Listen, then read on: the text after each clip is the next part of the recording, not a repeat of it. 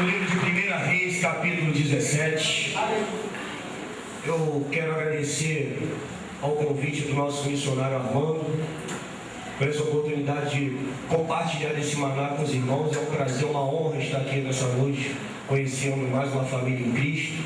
E eu tenho certeza que Deus já está operando aqui maravilhas e vai continuar operando até o fim desta vigília. Amém?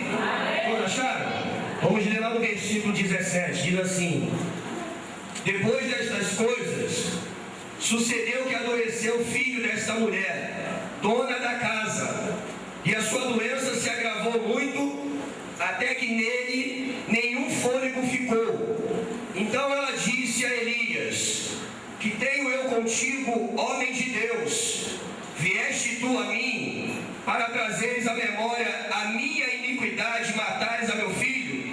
E ele disse: dai-me o teu filho. E ele o tomou do seu regaço e o levou para cima ao quarto, onde ele mesmo habitava, e o deitou em sua cama. E clamou ao Senhor e disse: ó Senhor meu Deus, também a esta viúva com quem me hospedo afligiste, matando-lhe o filho? Então se estendeu sobre o menino 3 vezes. E clamou ao Senhor e disse: ó Senhor meu Deus, rogo-te que a alma deste menino torne a entrar nele. E o Senhor ouviu a voz de Elias, e a alma do menino tornou a entrar nele e reviveu. E Elias tomou o menino e o trouxe do quarto à casa e o deu à sua mãe, e disse a Elias: vês aí, teu filho vive. Então a mulher disse a Elias: nisto conheço agora que tu é homem de Deus, e que a palavra do Senhor na tua boca é verdade.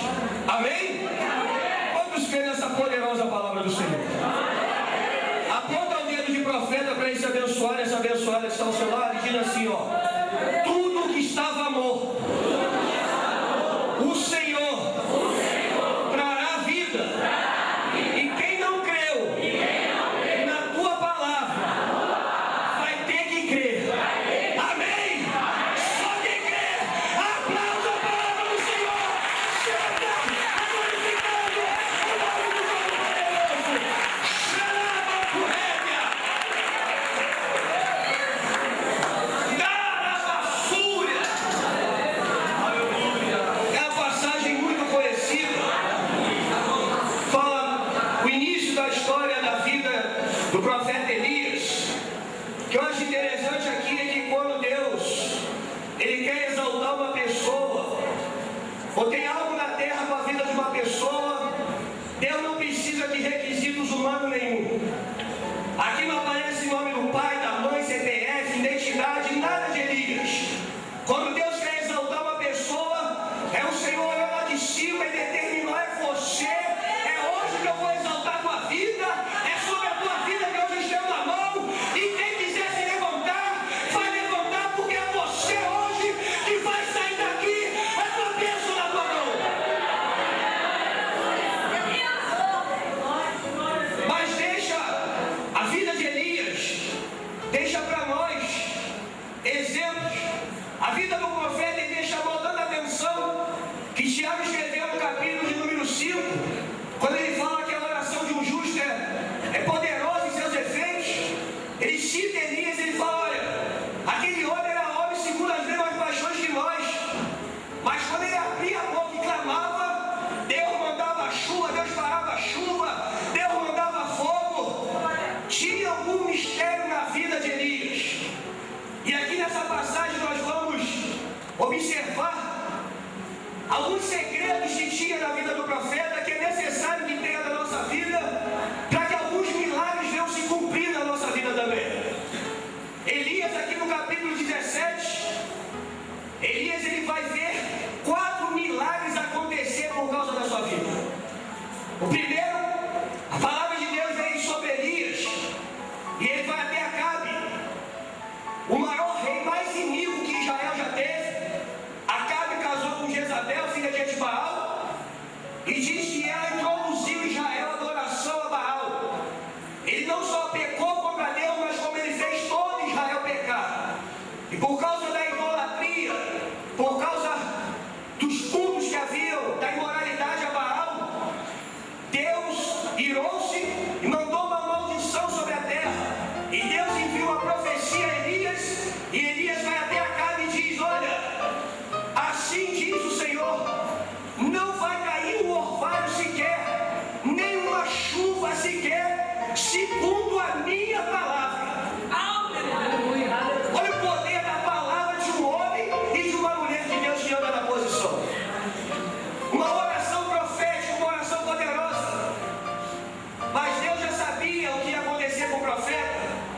E o Senhor mandou que ele se retirasse e se escondesse no ribeiro de Querite.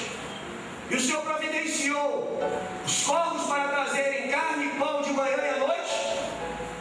E Elias beberia da água do ribeiro. Presta atenção que eu vou te falar aqui. Primeira coisa que chama atenção a vida de Elias para nós. Elias só fazia tudo conforme a palavra do Senhor vinha a ele. Elias não tomava direção e decisão precipitada. Elias fazia tudo conforme Deus mandava que ele fizesse. Deus preparou os corvos e já tinha o ribeiro preparado para o profeta. Deus jamais vai te enviar para qualquer situação para tu passar prova. Se Deus está te mandando ir, toma uma posição e vai e obedece a palavra do Senhor, porque tem vitória, tem corpo te aguardando, tem um ribeiro cheio de água aguardando a tua vida. Os corvos eram considerados aves imundas. Levítico capítulo 11. Judeu não comia, israelita não comia os corvos.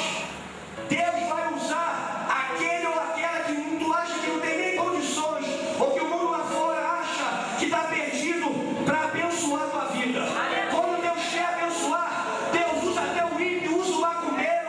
Muitas das vezes tu não é abençoado aqui dentro, os irmãos daqui não te abençoam, Deus usa lá de fora para te abençoar. Só que agora acontece uma segunda fase da vida de Elias. O ribeiro secou. Ele havia profetizado e por causa da sua profecia, ele próprio agora entra numa tribulação. Mas Deus já tinha preparado uma viúva para sustentar Elias. Elias não tomou nenhuma posição até que a palavra do Senhor viesse a ele.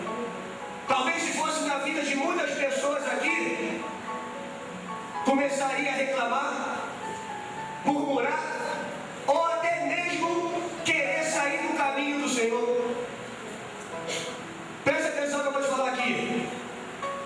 Elias podia ter orado naquele momento, mas se Elias ora, primeira coisa que ia acontecer, talvez a oração dele não fosse escutada, porque não era a vontade de Deus que ele orasse. A vontade do Senhor era que viesse escassez. A vontade de Deus era uma cobrança na vida daquele povo. A segunda coisa que podia ter acontecido, Elias tivesse orado, a sua palavra ia cair em descrédito. Provavelmente ele ia perder a honra e chamado profético. A terceira coisa que poderia ter acontecido a Elias, Elias podia ter orado e o Senhor escutado a oração de Elias. Mas lá na frente ele não veria o milagre do azeite da farinha, o milagre da ressurreição do filho da viúva, nem tampouco veria o fogo descer dos céus. Então presta atenção que eu vou te falar aqui. Tem hora que é para nós orarmos, mas tem hora também que é para nós ficarmos com a boca fechada.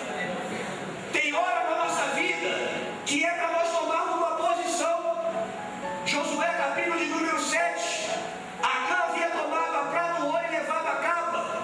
Eles entraram na guerra de Ai e perderam a batalha. E Josué e os anciãos vão se prostrar no chão e começaram a jogar o pó e começaram a orar ao Senhor.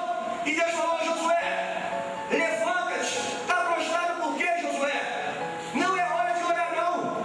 Levanta e manda esse povo se santificar, porque se não tirar o anátema, eu não serei com esse povo. Tem hora que é para nós orarmos, mas tem hora que é para nós também tomarmos uma posição. Se Elias tivesse orado naquela hora ali, ele estava se precipitando. Só que Elias era homem que andava de ligação com Deus. E Elias então levanta e vai para a casa da viúva. E quando Elias chega, encontra ela apanhando lenha, e ele fala para ela: olha, peço, me traga no vaso um pouquinho de água. E quando ela foi buscar a água, aí ele falou: traz-me também um pouquinho de pão para que eu coma. E ela falou para ele assim: vive o Senhor, teu Deus, que nem um bocado de pão eu tenho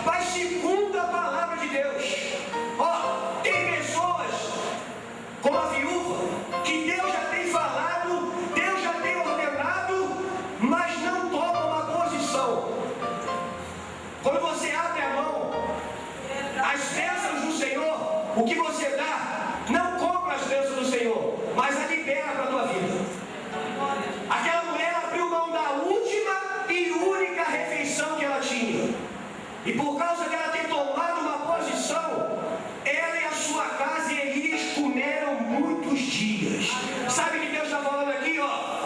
Vai fazer o que eu estou te mandando primeiro. Abre a tua mão. Vai fazer o que eu estou te mandando.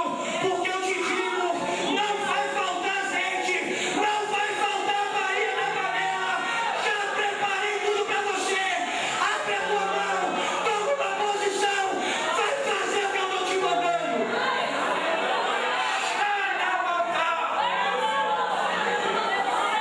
Quando tu tomar uma posição e fazer o que Deus já te mandou fazer, tu vai ver como é que as bênçãos vão começar a andar atrás de você. Tem hora que a gente fica preocupado, mas Jesus, o que é que está acontecendo? Aonde é que eu estou errando? Onde é meu pecado? Aí Deus está falando, estou esperando tu abrir mão. Estou esperando tu soltar a tua mão. Ó, garotinho, achou um pote. Aí tinha uma moedinha dentro do pote. Aí ele enfiou a mão dentro do pote e pegou a moeda. Só que quando ele pegou a moeda, a mão inchou. Aí ele puxava. E quanto mais ele puxava, mais a mão agarrava no pote. Aí o pai veio no desespero dele e falou para ele, meu filho, solta essa moeda. Aí ele falou, não pai, eu quero comer um doce, quero comprar um doce. E o pai veio de falar, não ia adiantar. Aí o pai meteu a mão nos dois bolsos, aí puxou. Aí quando puxou, veio cheio de moeda.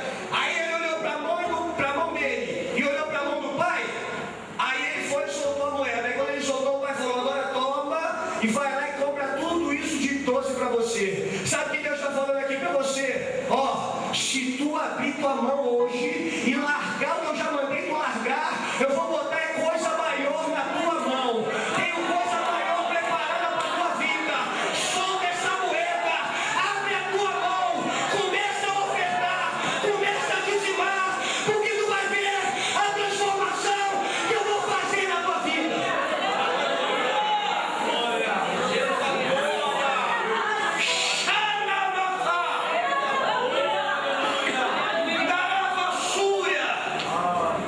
Tem coisa que Deus fica guardando tu tomar uma posição. Ó, diz que ela obedeceu a voz de Elias e a sua casa foi abençoada durante muitos dias. Mas preste atenção agora aqui que nós vamos entrar onde nós lemos. Diz que a presença do homem de Deus dentro da casa da viúva, creio eu que começou a trazer um incômodo para aquela mulher. Deus tem seus propósitos na terra. Deus não estava interessado só em abençoar aquela mulher. Deus queria transformar a vida daquela mulher também. Deus não queria só abençoar Elias. Deus queria usar Elias para aquela mulher também. Tem coisa que a gente não entende.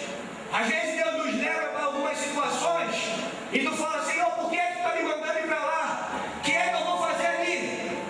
Mas é por causa da tua vida ali que Deus vai salvar uma família. Por causa de uma atitude de obedecer a palavra do Senhor, é que Deus vai transformar a vida lá fora. Elias, quando estava no ribeiro, não era tempo dele fazer nada.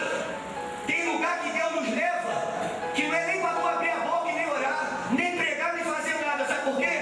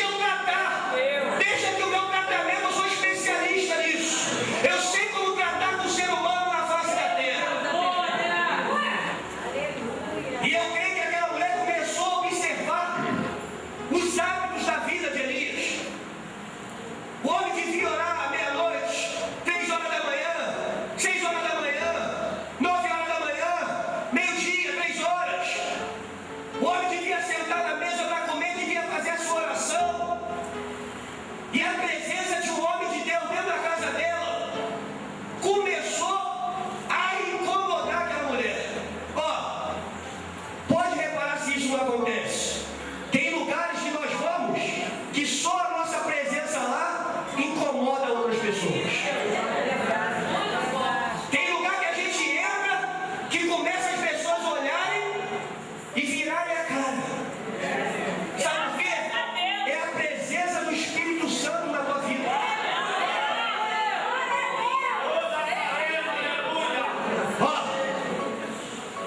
E a presença do homem de Deus começou a trazer à memória a iniquidade daquela mulher. Ela começou a observar, e eu provavelmente eu acho que ela se achava indigna de ver todo mundo passando prova e necessidade e ela sendo abençoada. E a comida não acabava e o azeite não acabava. E ela deve ter olhado e falado assim: olha, eu não sou merecedora dessas coisas. Deus sabe o que eu estou falando aqui. Talvez ela estivesse imaginando quantos pecados e coisas ruins ela já havia cometido e estava tudo guardado. Mas por causa do Espírito Santo na vida de Elias, aquele pecado, as iniquidades começaram a sair e se expor para fora. Preste atenção que eu vou te falar aqui. Deus botou uma doença na criança. Provavelmente eu acho que aquela mulher ela deve ter feito de tudo, orado, feito tantas coisas pela vida daquele filho. Mas o Senhor levou a criança. Deus tinha um propósito. Era o mistério de Deus. E ela vira para Elias agora e fala para ele: vieste tu aqui para trazer à memória a minha iniquidade e matares o meu filho?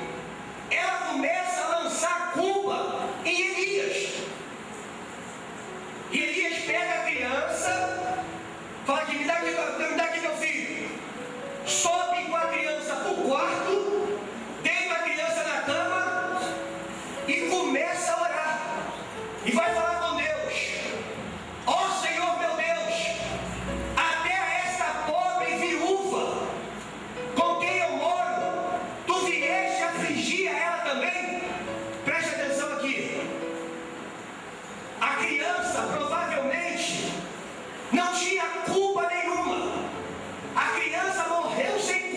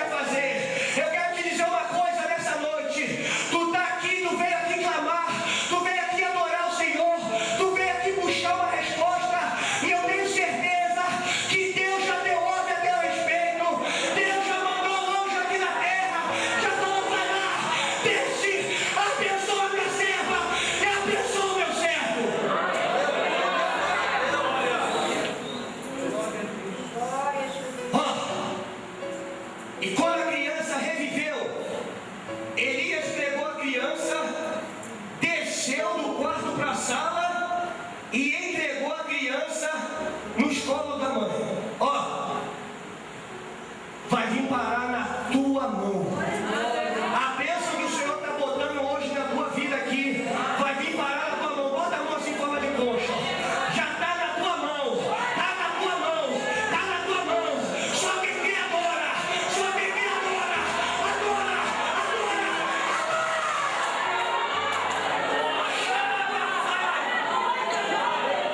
Vai vir parar na tua mão. Deus vai dar ordem para entregar na tua mão.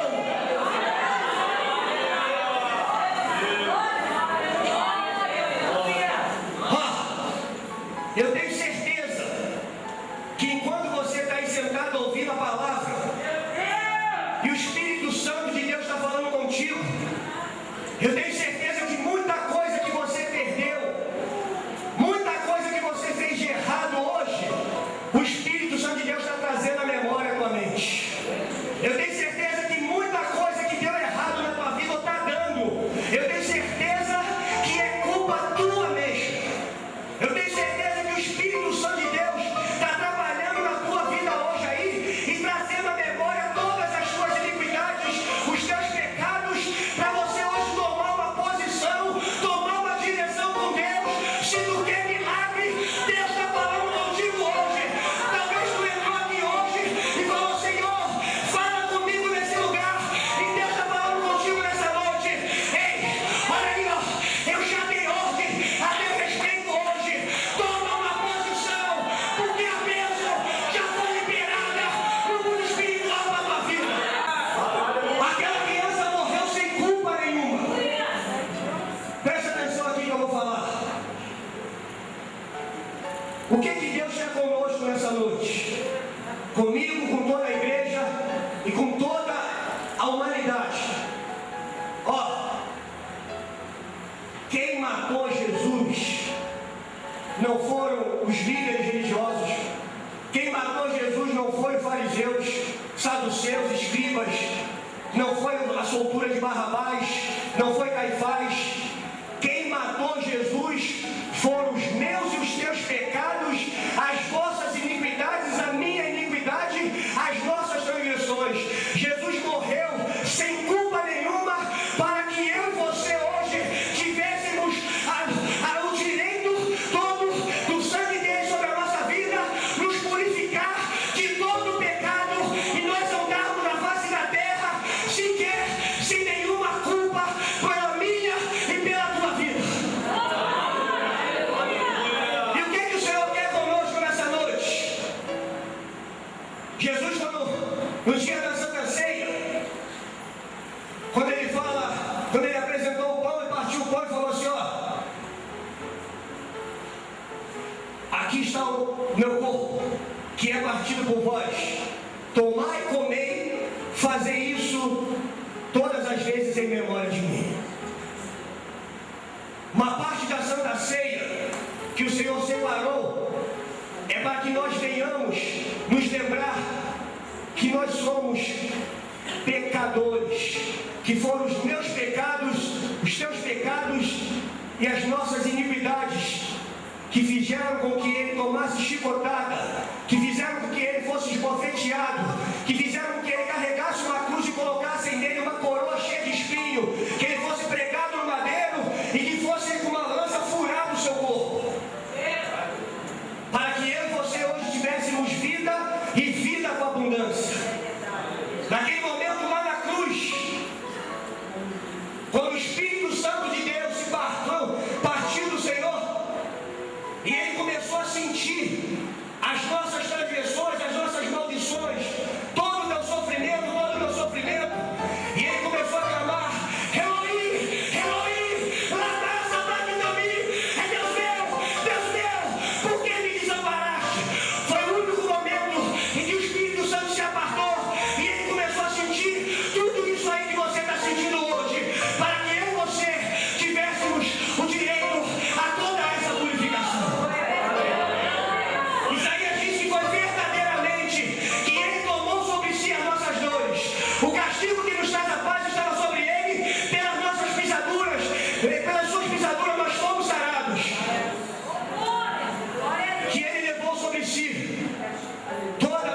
culpa.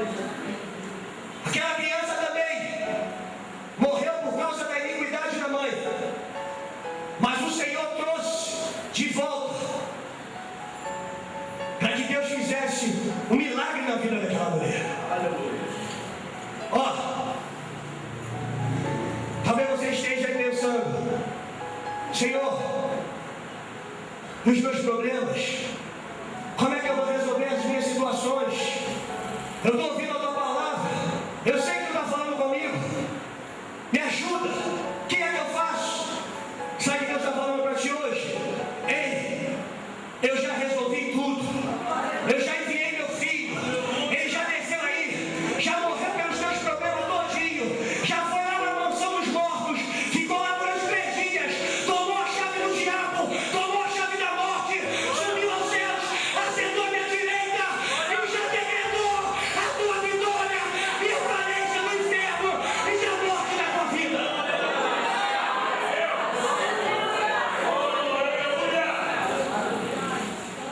Um dia eu estava meditando na palavra e eu vi que Jesus havia falado que lá no inferno o fogo não se apaga, nem o bicho morre.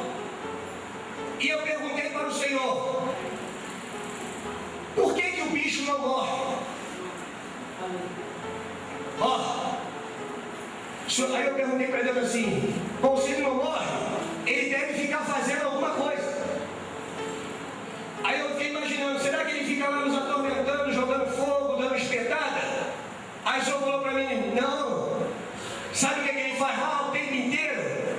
Ele fica trazendo a tua memória que você teve aqui na terra tempo suficiente de se consertar, tempo suficiente de entregar a tua vida para Jesus, tempo suficiente de largar a mentira, largar o pecado, de botar a tua vida no altar, e que tu foi parar lá por culpa tua própria. Deus não preparou o inferno para o homem, Deus preparou o inferno para o diabo, os demônios e quem quiser seguir a eles. Deus não manda ninguém para o inferno, o homem vai para o inferno se quiser. Hoje você está aqui, hoje nós estamos aqui na terra e nós temos a condição agora de tomar uma posição com Deus e nos consertar e nos converter de todos os nossos maus caminhos. Você que entrou aqui hoje, eu nem vou estender mais a mensagem, porque eu creio que Deus já falou aqui poderosamente. Ainda tem outro pregador, eu vou deixar a parte melhor para ele, mas eu não posso sair daqui sem fazer isso. Você que entrou aqui hoje e quer tomar uma posição com Deus também, quer entregar a tua vida para Jesus. Aquela mulher, quando ela confessou para Elias, ela falou: olha, agora sei que a palavra do Senhor é na tua boca. Não era mais o Deus de Elias. Aquela mulher havia recebido também como Deus dela o Deus de Elias. Eu quero saber hoje, nessa noite, você que entrou aqui hoje, sabe que Deus falou contigo? Talvez tu está igual a viúva estava, sem esperança. Talvez o que tenha na tua vida para você seja a última porção, para você e para a tua casa. Mas o Senhor está falando: se você tomar uma posição hoje e crer na palavra do profeta, crer na palavra do homem de Deus e consertar tuas veredas, eu te digo, não vai faltar farinha, não vai faltar o azeite. Aquela mulher, ela sabia que tinha um tempo, que quando a chuva viesse sobre a terra, o azeite ia parar. Um dia, quando o Senhor voltar para buscar a igreja, o azeite também é símbolo do Espírito Santo de Deus. Jesus falou que quando esse Espírito Santo viesse, ele convenceria o homem do erro, do pecado, da justiça e do juízo, e ele nos guiaria em toda a verdade. Mas a Bíblia diz em 2 Tessalonicenses capítulo 2, versículo 7, que quando o Senhor vier buscar a sua igreja, o homem da iniquidade, ele vai botar a cara. O anticristo vai aparecer. Ele ainda não pode aparecer porque a um ainda que o impede, até que no meio seja tirado, o Espírito Santo vai ser tomado. Aí o negócio vai ficar mais estreito na face da terra.